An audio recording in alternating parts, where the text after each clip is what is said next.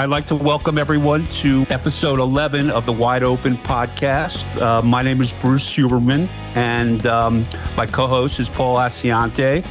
Our executive producer and sound engineer is James Spavelko.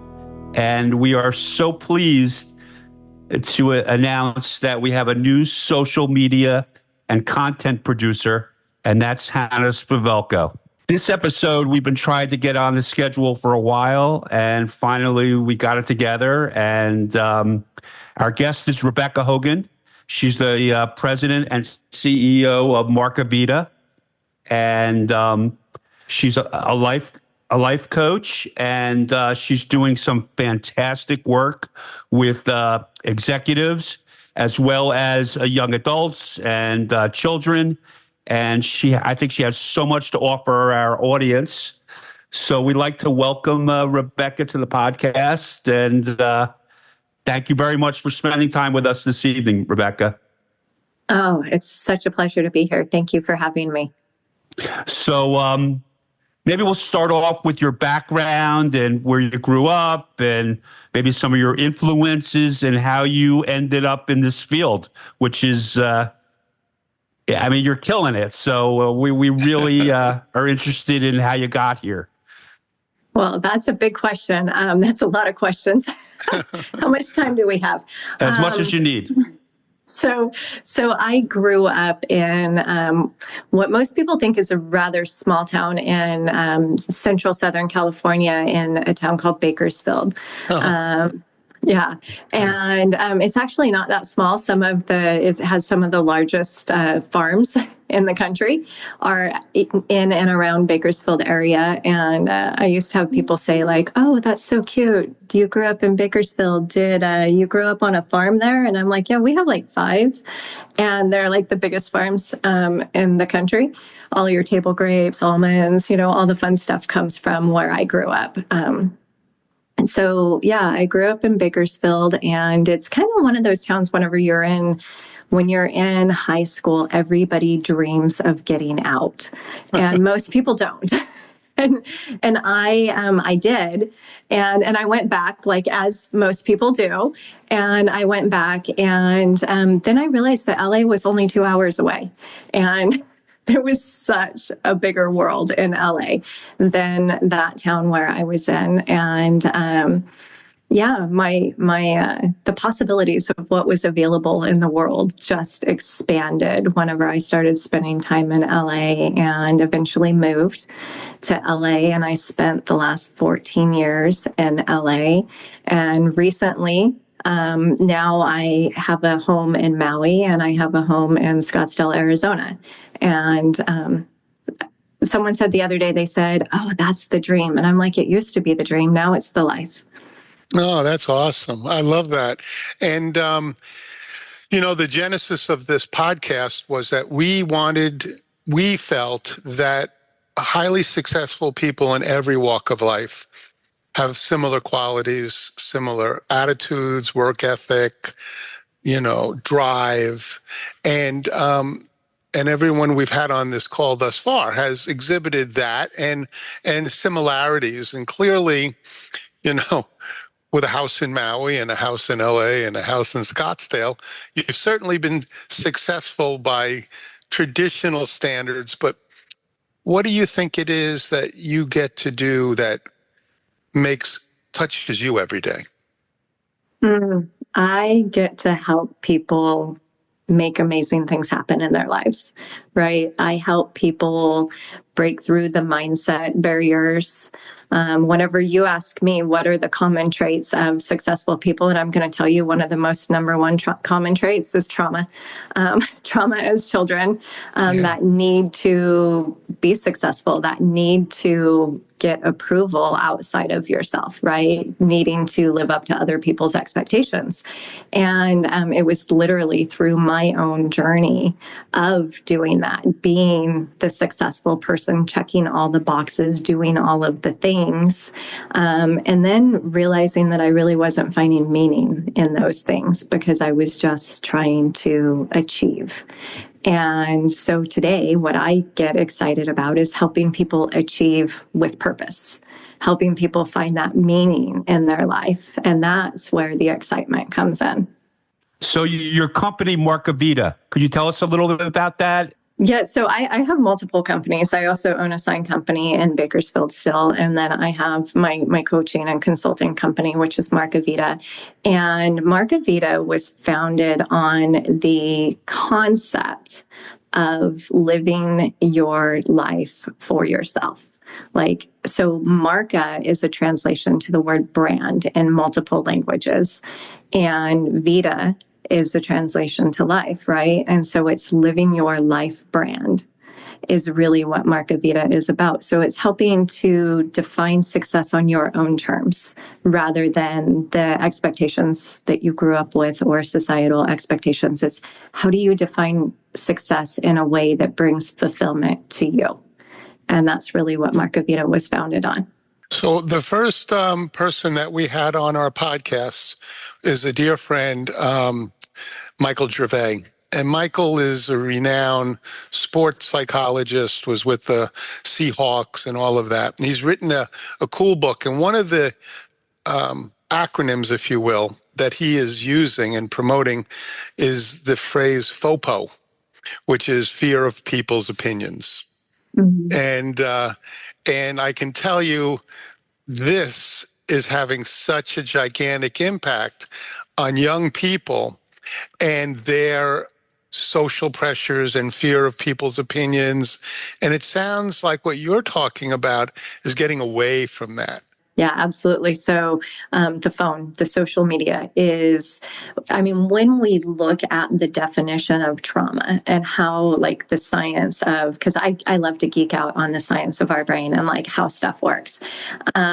When we look at how trauma is encoded on our brain and the responses that we have to it, we recognize that like social media is literally creating the perfect circumstances for children to experience what we call little t trauma, like small trauma, not huge catastrophic, but small trauma every single day.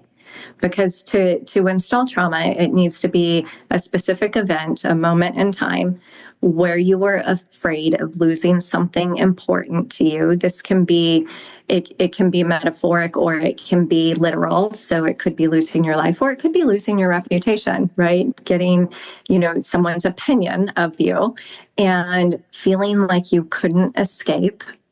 Which, how do you escape social media, right? And then just the landscape of your brain, or shall we say your resilience. And when we're dealing with so much pressure in the world, I mean, social media is the perfect condition to install trauma for these young children every single day of their life. I mean, I can't, disagree at all. And I see it amongst, family and, their peers, that it's almost like a poison. And it's such an addiction for these kids. Like, they think they're missing out on anything that's going on within their sphere. And so I don't know what, the answer. And I think you probably have a much better idea on how to manage, these youngsters, because it only gets worse. And if you can't sort of nip it in the bud early on, it just sort of, snowballs on itself, and it's very detrimental. So, I mean, I know you do a lot of stuff, coaching with, executives and stuff.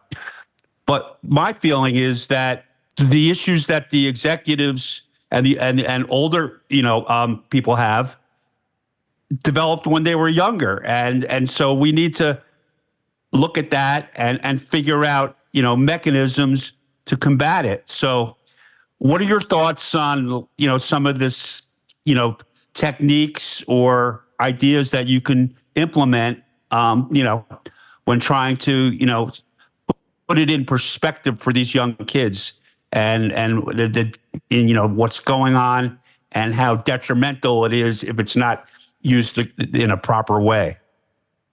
Yeah, there's so much to unpack there. First, I want to tell you, like the thought has come up for me so many times. Like we wouldn't have to do transformational work if we helped just form healthy mindsets in our youth, right? So I do all of this work in transformation because of what has happened in people's childhoods.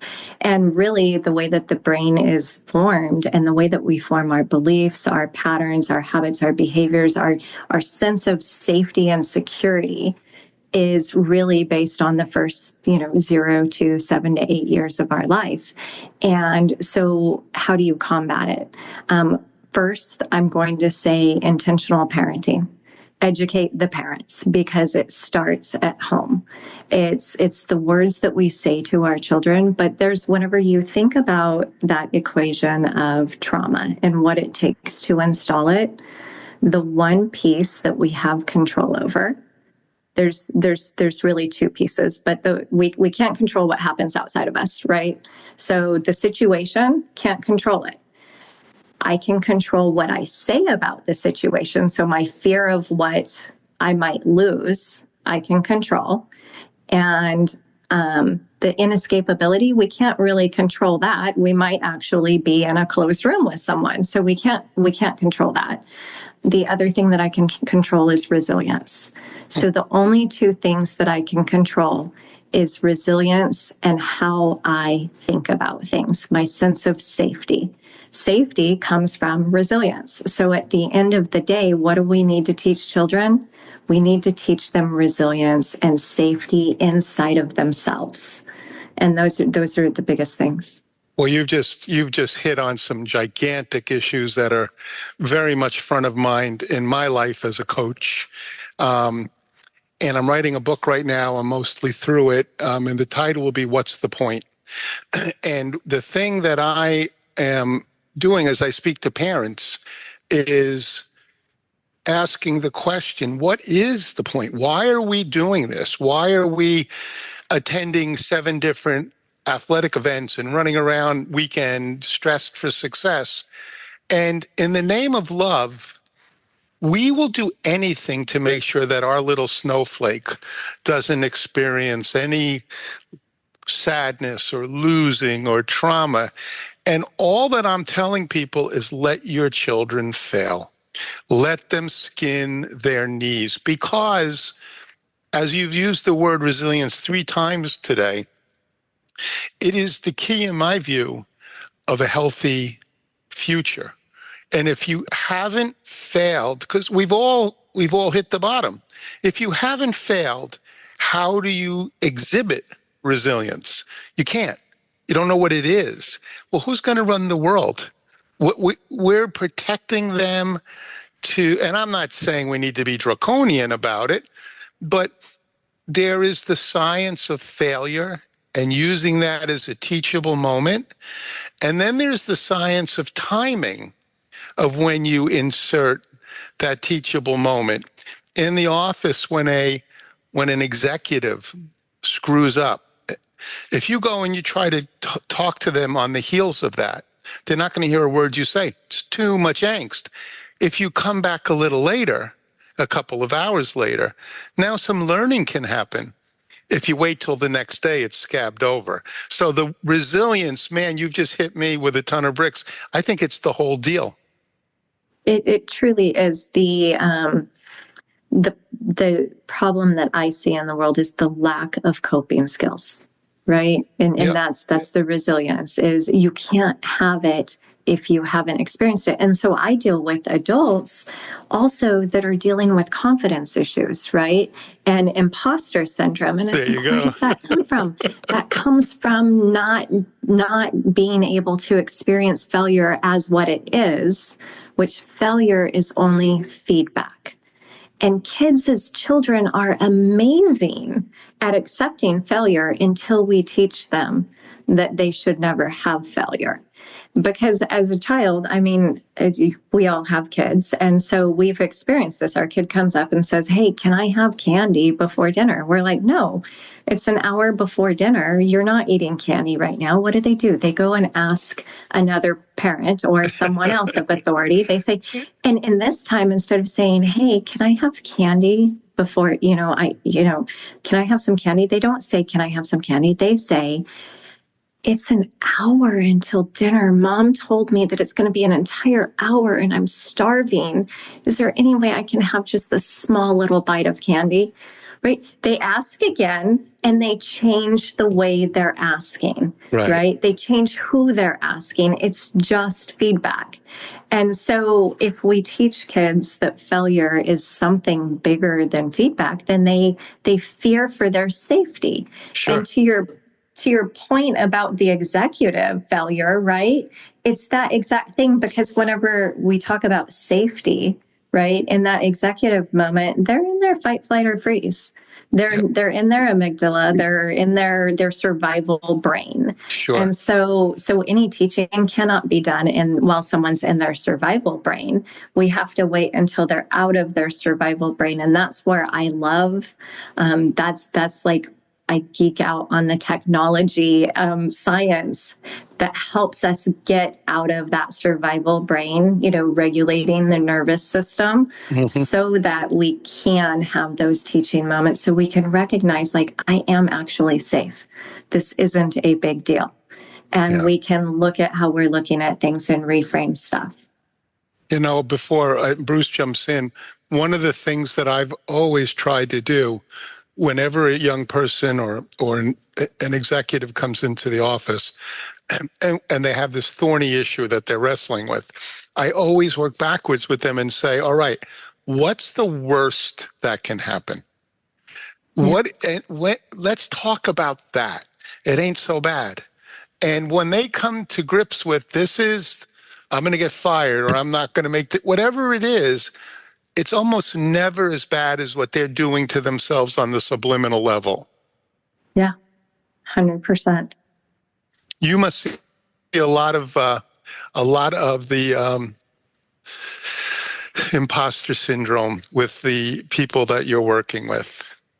It's big, and I personally really wish that we could delete the word syndrome out of our vocabulary, because whenever we understand how the brain works and we understand that it starts with our identity, how we see ourselves, and you know this, Paul, from coaching, right? Whenever you're working with athletes, they have to see themselves as that athlete. They have to see themselves as the winner, so that they have the values and beliefs of that winner. How does that, and then that translates into their behavior. And then that translates into how they show up in all areas of their life. So it starts with our identity. And if we carry this, I have imposter syndrome, what are we saying? What are we doing to ourselves? We're constantly putting ourselves in that fear of failure, fear of other people's opinions. And so I wish we could just delete that entire concept of, no, it's like, no, I'm just feeling less than confident right now. That's all. I'll try doing that. So could you give us a little definition of neuro-linguistic programming and how that fits into this? Yeah, so neuro-linguistic programming. Well, let me start by telling you, whenever I found neuro-linguistic programming, I was going through my own midlife awakening, right? And I was actually wanting to study programming, for my other businesses, like creating an app. And I ran into neuro-linguistic programming, and I was like, wait a minute, hold on. Neuro, brain, linguistic, language, programming home. Oh my gosh, we can program our brains. What? I'm like, I have to understand what this means. And so as I dove into it, what I found was that neuro-linguistic programming is really understanding the communication of our brain and how to leverage it so that we can get the best results out of our lives. Because literally all of our behavior is it's a math equation. It is a strategy. It's something external outside of me happens. I internalize it and give it meaning, which then turns into an emotion, which then changes the physiology in my body. It changes the chemicals in my body. And with that chemical reaction, how my body is responding and the emotions and the thoughts around it, it turns into my behavior. And so if we want different behavior in life, we have to look at that equation and say, okay, well, what do I need to change in that equation so that I can change my behavior so I can have better results in life? And that's like literally the work that we do with NLP. We do it at the conscious level and the less than conscious level, because most of it is happening at the subconscious level, right? The less than conscious level, it's 95% of our functions, our thoughts, our behaviors, our habits, those are all happening at the less than conscious level. And I tell people all the time, I'm so thankful for that, because if I had to think about breathing while we're having this conversation, I would have been dead like long time ago. Boy, you're blowing my mind here, because everything you're talking about is so prescient in the world of sports psychology. And one of the things that I've heard recently that I really believe and try to focus on is self-talk. And, the way it was explained to me, you're miles ahead of me, but my sort of JV approach to this is that your inner self doesn't know who's talking to it. So if I go up to you and I say, I don't like your earrings, that hits. But if you look in the mirror and you say, I don't like my earrings, it hits equally as hard, because you don't know who it is. So you're double dosing on the negative. And so the self-talk concept is super important. And I tell the team in the last Olympics, a woman who had no right winning the Olympics got up that morning and she wrote her newspaper clipping. And it said, Sally Jones wins 200 meter. That was her newspaper clipping. She went out and won the 200 meter. It's the power of the mind is incredible. Oh, the mind is amazing. And when we fall in love with it, when we embrace it, when we claim our inner voice, not just listening to it, not just getting familiar with whose voice it is, but really claiming our inner voice and how we talk to ourselves, we can achieve anything. I love the two components to really, really creating success: energy and our inner voice, because we need to have the alignment of our energy in order to take action. And so we need our inner voice, because our inner voice is actually what affects our energy. And so they dance together. And so those are the two main things that we really have to focus on in order to create amazing things in our lives.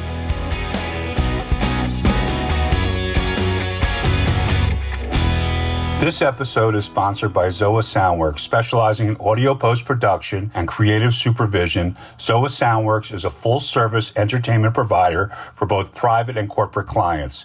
Zoa Soundworks is passionate about sound and its ability to elevate storytelling. Our mission is to provide tailored audio solutions for a wide range of products, including films, music, podcasts, and commercial applications. With a focus on creative and technical excellence, we strive to bring out the best in every sound. Learn more about our commitment to delivering exceptional audio experience by visiting our website at zoasoundworks.com. That's ZOA Soundworks.com.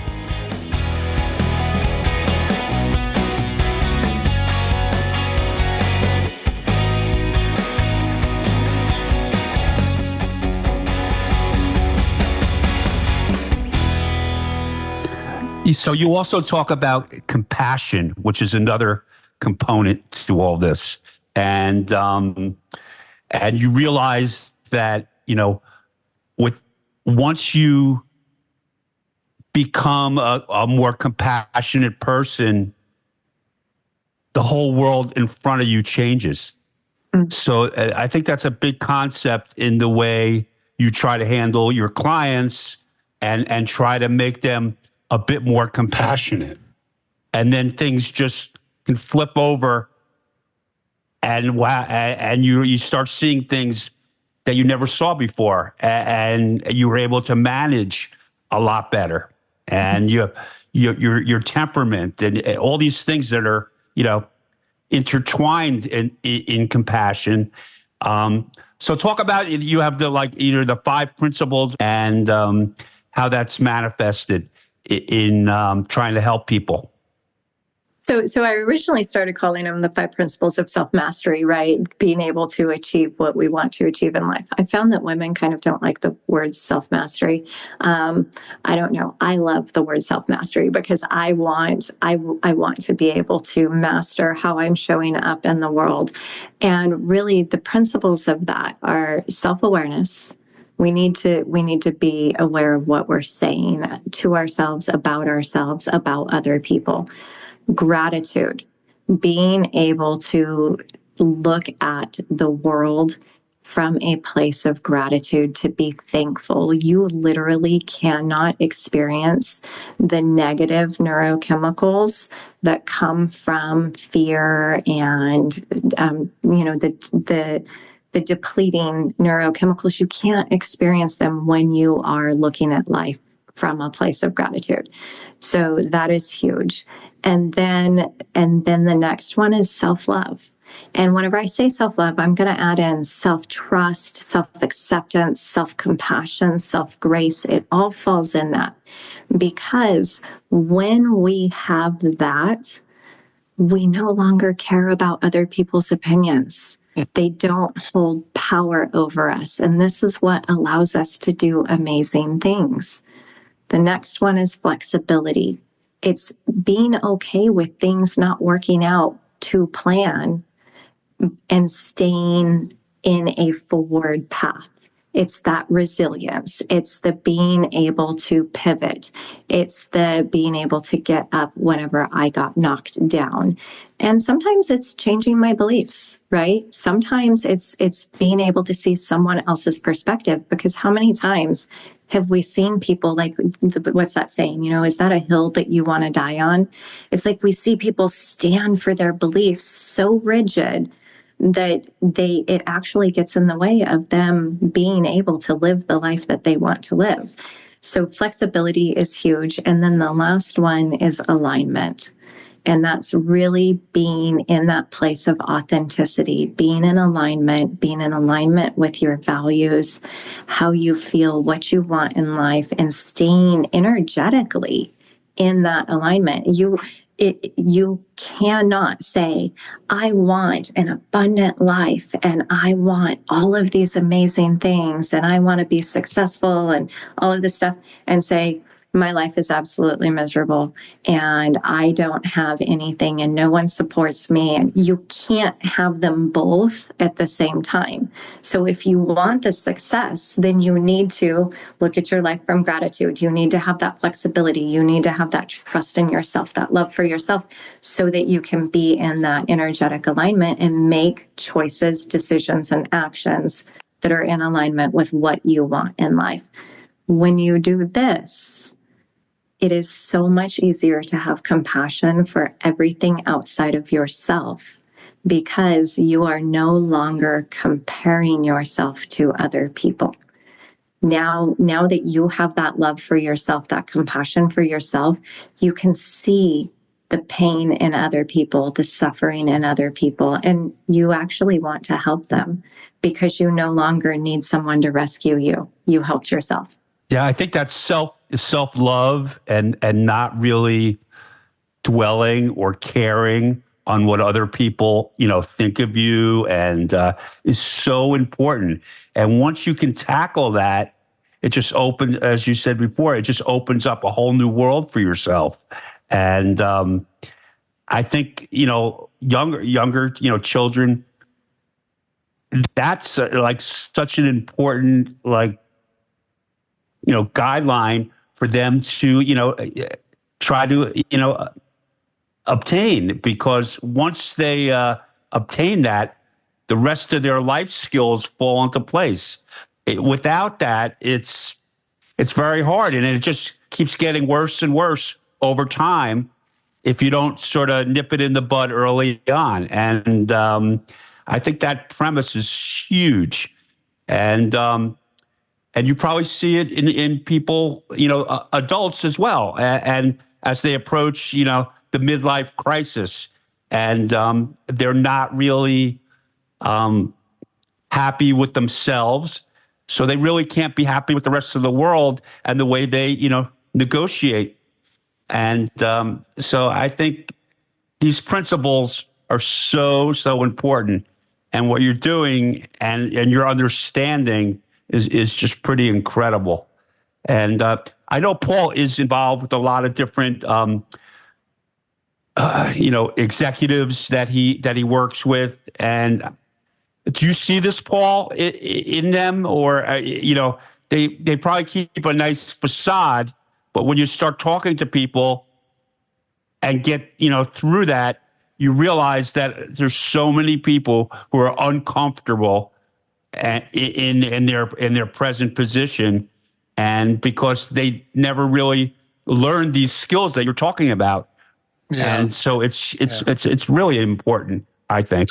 So having the opportunity to work with juniors and then college age student athletes, and then doing some executive coaching, it's funny to watch the evolution of the sense of self. When they're younger, I feel, and Rebekah, you can disagree because you're the pro, they want to be something. They're almost acting. Then when they get to that college age, they must be right. They have to be right.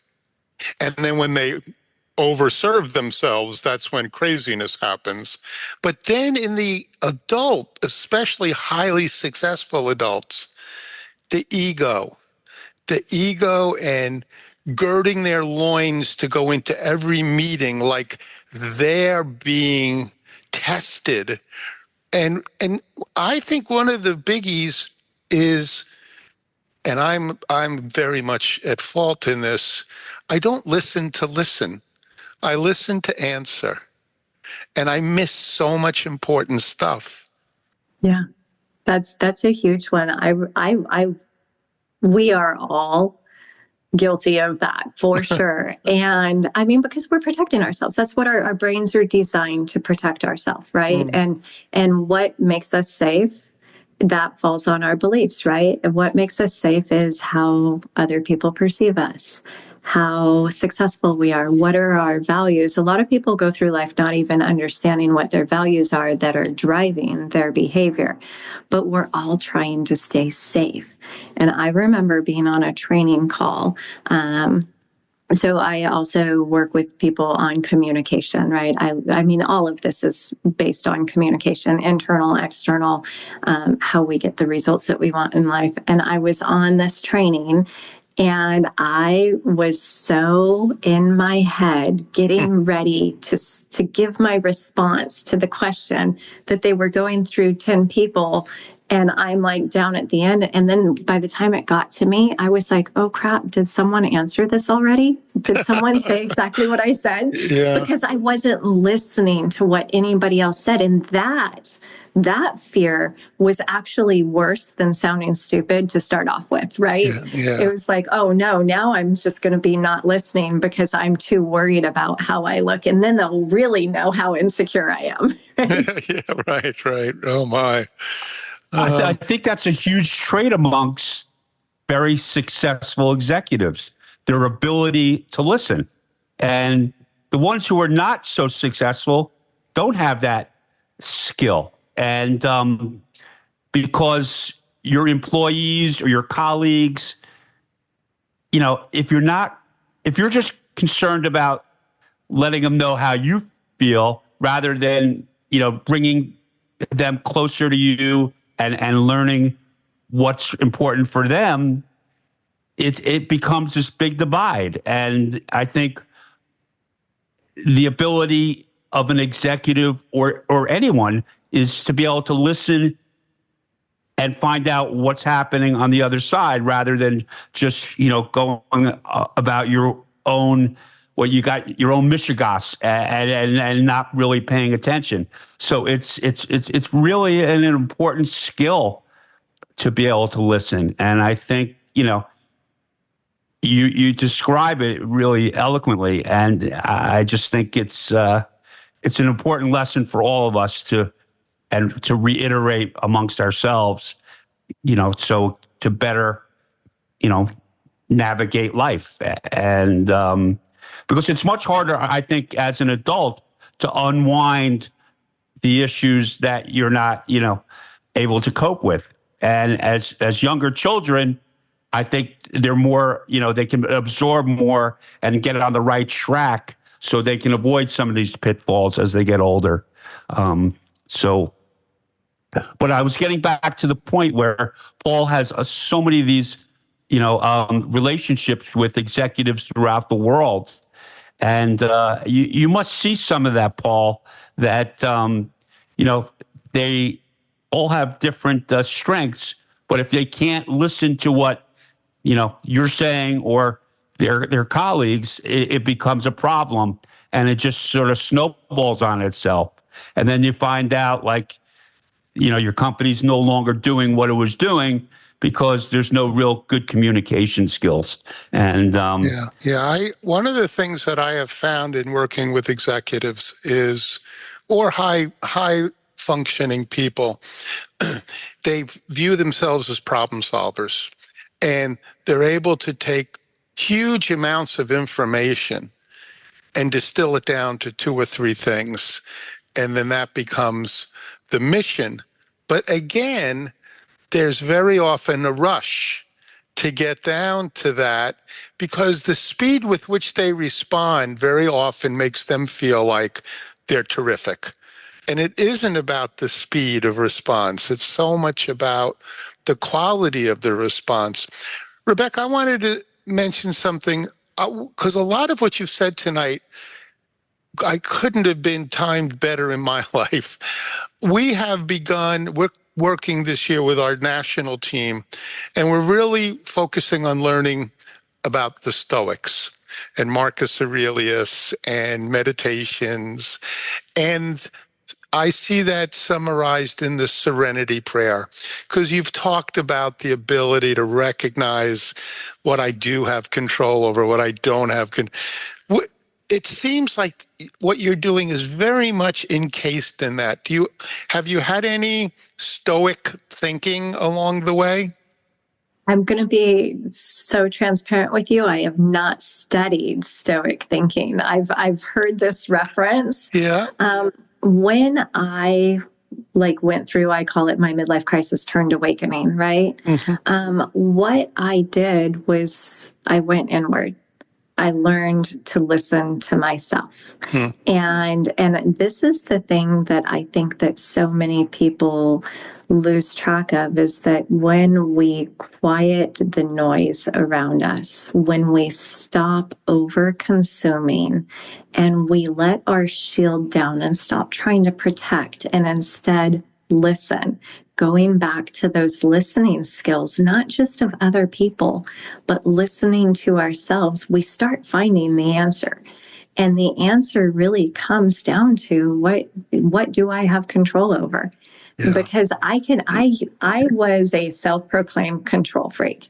And I can tell you the moment in my life as a child where that was installed. I mean, there were probably a bunch of moments leading up to it, but there was one specific moment that I can tell you where I became the control freak, because if I did everything myself, then I wouldn't have to worry about the consequences of someone else doing it wrong. And so I became that control freak. And all of it is about keeping our safety. And whenever we stop and listen to ourselves and recognize, the only thing I have control over is the words in my head, the voice that's in my head, and how I choose to respond to it. Those are the only two things that I truly have control over, because you know what? A tsunami could come in and wipe out this entire island that I'm on, right? It's not a big island. I mean, you can't control that. I mean, what, they had a tornado in San Francisco recently? Like, come on, there's stuff that happens that we absolutely can't control, let alone the angry boss that walks in your office and says something to you in a tone that you don't like. Yeah. Like, you can't control these things. What you can control is what you say it means about you and how you choose to respond to it. Yeah, and the meditation piece, this is where meditation comes into play, right? Yep. Is because it allows you that resilience, that space. I call it the power of the pause, to pause before I actually respond, to feel what's happening in my body. And once I understand what's happening in my body, then I can put an emotion to it, because I can feel, like, when you have fear, you feel it in your body. And then you can ask yourself, like, what I don't like the way that feels. What is that? And you can put a name to it. And then you can say, well, why am I afraid? What am I fearing? And then you can hear your thoughts. And then you can be like, is that real? Do I need to be afraid of it? What's the worst case scenario, right? Go back to that. And then, well, but what do I want? And then whenever you go, what do I want? Is this fear going to get me what I want? No, what's going to get me what I want? And you shift, you change how you choose to respond. And that can literally happen in, like, it feels like a 5-hour long conversation you're having with yourself. And it can happen in like less than half of a second. I have amazing stories. I was in front of a mountain lion on a walk, and a mountain lion's in front of me. And I'm like, what do I do? Right? Felt the fear coming up in my body. And I'm like, in this moment, time stood still. And I asked myself, like, okay, well, what can you do? You can't run. You have no way to defend yourself. If you run, it's going to chase you and it's going to see you. Right now, it's not really seeing you. And then I realized, like, or I could just relax and I can enjoy this moment, because when am I ever going to get to see this with my own two eyes in person, where I can be this close to a mountain lion that is not in captive, that's not captivated. It's like, this is such a beautiful moment. And I chose to just allow my body to relax. And I just watched it. And that mountain lion just walked by like it owned everything. And it didn't care about me. And it just went on its way. And I felt so calm. And I was like, that was the most beautiful gift. But we have those moments every single day. And sometimes, most of the time, they're not life-threatening like that, thankfully. Let me tell you, at the end of it, once the mountain lion walked away, I turned left and went home. I was like, okay, note to self, do not go walking at this time of day with unprotected, and research what to do in case of that, so that I never have to be in that position again, right? And that's the next thing, is like, okay, so you choose how you respond, and then how do you educate yourself so that next time you have the confidence of how you will respond, so that it becomes easier. So, Rebekah, there's a psychological term for going internally and finding, in my case, when I'm starting to lose control of my thoughts, heat comes out of my back. Mm-hmm. And I've learned that, there it's going on. Something's happening. How does it manifest itself in you? It normally starts in my stomach. Yeah. Like I will feel it in my stomach. Sometimes it will start with my heart. I can feel my heart starting to beat more rapidly, and I can feel a tightening in my gut. And that's normally like a trigger of like, okay, right. But we're starting to get activated. And then it's that recognizing and being aware of how it shows up in your body, because then the moment it starts to happen, you can choose to pause. Yeah. Right? Absolutely. Yeah. So the midlife crisis I think that is something your clients come to you a lot with. And so what sort of gives, and all of a sudden it becomes a crisis? What are some of the factors that lead up to that? And so because I think you see these type of, clients, I'm not going to call them patients, but clients all the time. So what are some common threads that you see, and what are sort of recommendations do you give to your clients? So there's typically something, right? It's something that happens outside of us, some sort of trigger. Kids going to college is a big one, right? Whenever you're starting to think about, like, you might actually have to be by yourself. You might actually have to entertain yourself, like be around yourself, listen to your thoughts. And sometimes, a lot of times people don't want to be in the space with just themselves. And it starts, the house gets more quiet, and all of a sudden their voice gets louder inside their head. And they're like, I don't like what's going on in my life. And things start to become more aware. They become more self-aware of the fact that most of the time what I have found is lack of fulfillment and pivoting, right? I work with a lot of women that are doing, like, on their career pivots, or choosing to go out and leave corporate and start their own passion-driven businesses, which is a whole nother recipe for disaster, because if you haven't done the work, and it's like, you hear this all the time, like, don't take things personally. I'm like, how in the world do you want to tell someone not to take it personally whenever it is literally their passion and their purpose in life? Like, how do you not take that personally? And so it's, again, learning those tools and that resilience, and being able to be comfortable in your own head, in your own company. And so it's the quieting. And sometimes it's a divorce, it's a splitting up, it's a shifting of jobs. It's normally something that's changing outside of you that you don't have control over. And going back to that control, right? It's something that happens that you don't have control over, and it kicks up all the emotions. And then it's, they say, you hit rock bottom. People don't make change until the fear of the future is less worrisome than staying in status quo. Right? It's the fear of future is less uncomfortable than the fear of doing what I'm doing right now, continually keeping where I'm at. And that's really when people start to pivot and make the change. So I recently lost a friend, and he was a great guy, my little Yoda. And I asked him toward the end, I said, what does all of this mean? What are we doing? What is this? And he reminded me of a story, the idea of finding your gift and then giving it away. And he talked about it's your purpose.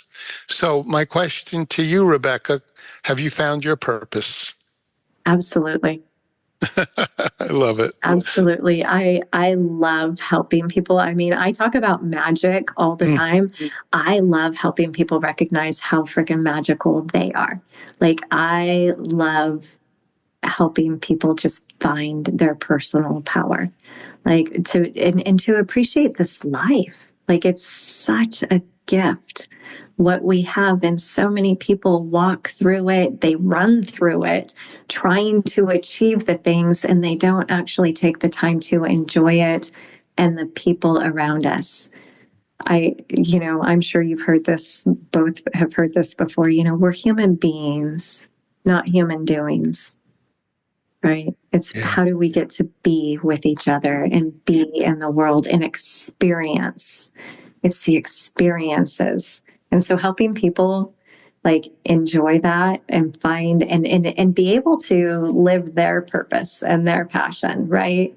And to be able to find that magic in themselves, to be able to do that, I think is such a gift for me. It's awesome.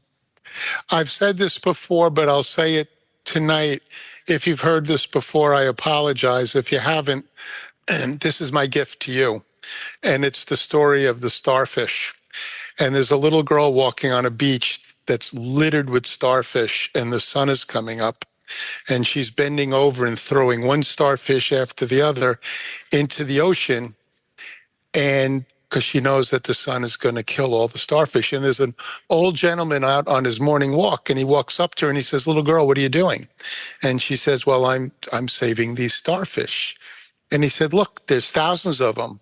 It's not going to make a difference." And she bends down and grabs the starfish and throws it in the ocean and says, "It made a difference for that starfish." Yes. I love that so much. And it's such a beautiful thing. And this is something that kids run into. Like my son has said, like whether or not I'm talking about recycling or the work that I'm doing, in the past, he doesn't do it so much now as he's gotten older, but in the past he's said, like, what difference does it make anyway? And even about himself, like, well, it doesn't matter anyway. What difference does it make? And I'm like, you never know the one sentence that you might say to someone that might change their life forever. I have someone that said that to me. Like I have a one sentence, one question someone asked me that changed my life forever. And it was the most simple question. And whenever I brought it up to him, like 3 years later, he looked at me like, "What? I said that to you?" And all he said to me was, "I'm going to ask you a really dumb question." And I was like, "There's no dumb questions." And he says, "Okay, why don't you just do less?" And, at the time I looked at him like he was a five-headed monster, because I'm like, do less. Are you kidding? The world revolves. Like, I am carrying the world on my shoulders. Like, it will collapse if I do less. Fast forward to that moment where I just felt like, what is the point? And I thought, well, what if I just do less? And I decided to do less. And guess what? I started doing less and my life became more. Yeah. Yeah. So if you go back in time, Rebekah, and look back at your childhood, your young adulthood, and you explained earlier that you went through a time where you had to, almost like a come to Jesus moment where you just like, I got to figure this out because it's not working for me at this point. What would you tell yourself when you were younger that you learned from today, and how that would, be beneficial to you? Yeah, that's an interesting question because it changes every single time, right? Because every day that we live, our perspective expands. And so it's never the same answer. And at the same time, it kind of is always the same answer. And it's the wherever you go, there you are. And so if you don't like the results that you're getting in life, I need to look at me, not the rest of the world. It's not about changing my job. It's not about, my relationship. It's not about the person that I'm in the relationship with. It's about how I am interacting and how I'm showing up. And I see people all the time want to throw their lives up in the air and like burn it all down and to rebuild. And it's like, yeah, but wherever you go, there you are. And so that would probably be the biggest piece of advice that I would give to myself is like, if you don't like it, look at yourself before you look at anyone else. It all comes back to self-love, which for some of us, old-fashioned Italian guilt, it's a hard mirror for some of us to look into. Yeah. It's a hard one for pretty much everybody. I can't, so often I see, like, whenever I go and I do graphics for social media, right? And you look up self-love and there's all these pictures of women and you think, oh, well, women understand self-love. No. No. And then whenever I post stuff, like, because I have so many women say, I can't look at myself in the mirror and say, I love you without crying. Like, they don't know how to give themselves that. But then I hear men that are like, hey, this is not women are not the only person that needs this. We need this too, because it's been my experience that when I work with men, the one emotion that is acceptable for them to operate within is anger. And so many things get lumped into anger and they don't know how to express themselves. And it's that lack of self-love that puts them in that place of anger because they're trying to defend themselves. Right. And anything that's done in anger cannot be undone. Yeah. Yeah. Boy, that's so powerful. Yeah. Well, I think we're coming to the end of this, and I got to tell you, this has been. I know for Paul, this has been. I mean, these are things that we talk about, when we're not doing the podcast, and I think you brought so many of these important issues to life for us and our audience, and we are so happy that we made this happen. And the work you're doing is so important, because life is difficult, and you need the tools to be able to navigate it. And I think you gave us, a lot of food for thought and some really important principles that, we can all benefit from. And so I just wanted to thank you. You've been amazing. And I'll let you wrap it up. Rebekah, I want to be one of your clients. How do I go about signing up for your services? Yeah, so MarkahVida.com, MarkAH, because Markah is like living, it's your life brand with a little in it. So it's MarkahVida.com. Also RebekahHogan.com. You can get there too. You'll find me on social media under Rebekah Hogan. I will be reaching out.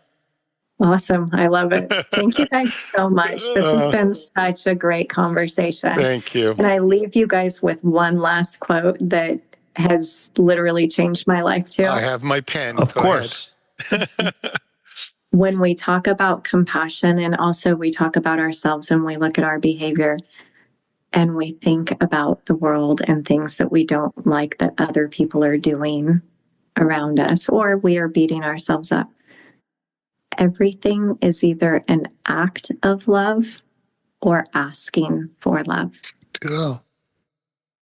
And so when we look at people outside of us that we don't like their behavior, is it an act of love or is it an asking for love? Whenever we look at our behavior and we don't like how we're showing up, is it an act of love or am I asking for love? And sometimes our act of love or someone else's act of love maybe isn't our definition of love. Right? Yeah. And Edna saying, honey, you need to lose 5 pounds is her act of love because she wants me to be attractive so that I will have a great relationship and whatever. Yeah. But, it's for me, it doesn't feel like an act of love. So that is one of the things that just helps me reframe life in general. Wow, that was just wonderful, Rebekah. Have a wonderful holiday season. And Thank you so much. I'll be in touch. I love it. Thank you so much. Thank you. Rebekah, thank you again. We really appreciate it. And this has been really enlightening. As Paul said, enjoy the holidays. Yeah, you guys have a wonderful holiday as well. Thank you so much. Thank you. Bye-bye. All right. Bye-bye.